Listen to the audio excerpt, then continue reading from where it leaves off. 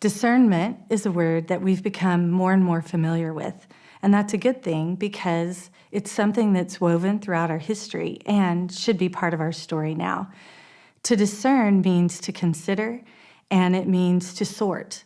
So one of the reasons we're given discernment is in order to separate light from dark and love from not love. In the garden, the word discernment was very important. God used it in a very special circumstance. He told Eve that he was placing enmity between she and the enemy, and what enmity means is recognition. And that's really what discernment is. It allows us to recognize where Papa is and where he isn't, when he's moving and when he's still. And every time that we're invited in to that part of the story. So to discern means in Hebrew to consider. It means to sort or sift. It means to know the difference between. And it also means to give. Discernment has been given to each of us, every single one of us, as a gift. It's given to us so we can give it to someone else. It's not something that we are meant to protect ourselves with or separate ourselves from another person because of, or even to accuse somebody. When we discern something, we're being trusted with a way God feels about something or something he wants to do in our life or in the life of another person.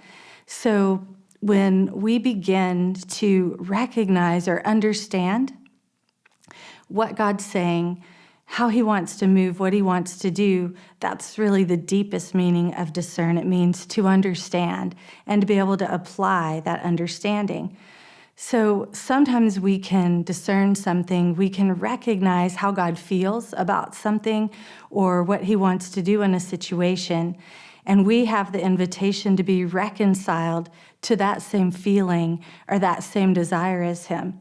If we discern something, say, we're made aware or called to alert about something, it's not so that we can flee, it's actually so that we can find him in the situation and see that situation change according to his heart.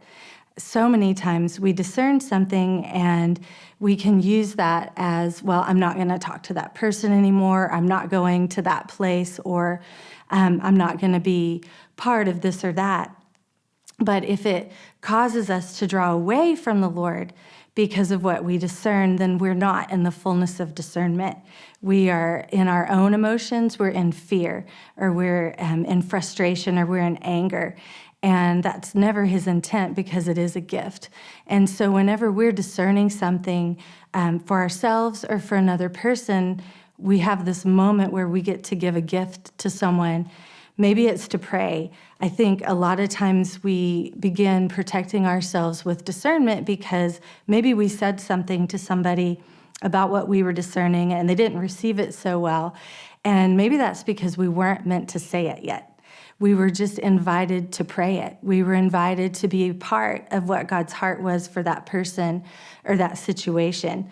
For our community, for the different body that we're part of.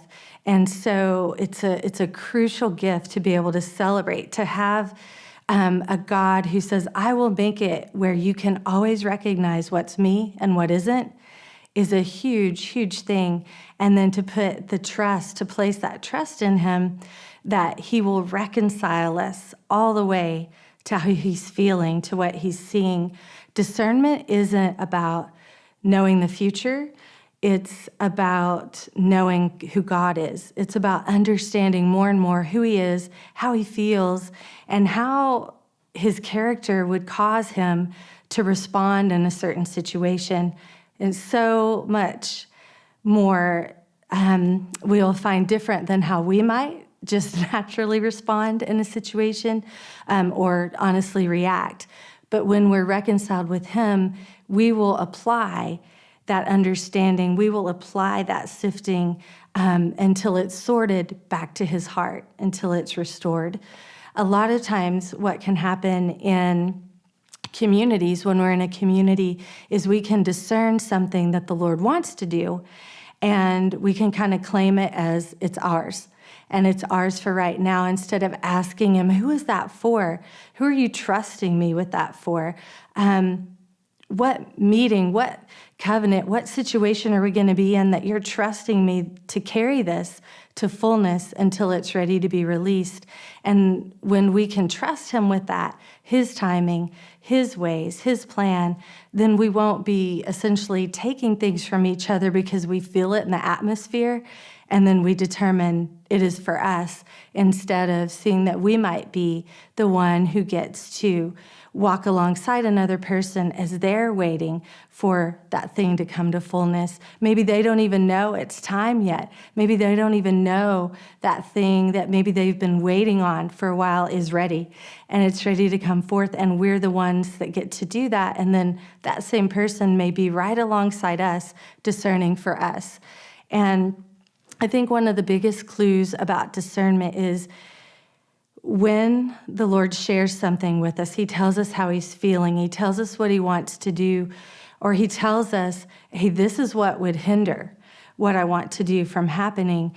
If we ever move to fear or to a belief that nothing can change, that is the absolute determination or outcome, then we've moved to fear instead of discernment.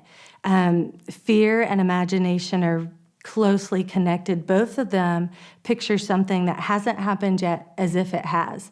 And so when the Lord shares his plans with us and his purposes, or even those things where it's like, this will keep my heart from being released fully, and we get to step into that, in that gift that he's giving us, and give it away to someone else, without protecting it, without trying to claim it as our own, but sharing it in the fullness that he did, we start to see situations and lives and history made exactly the way he intends for the future.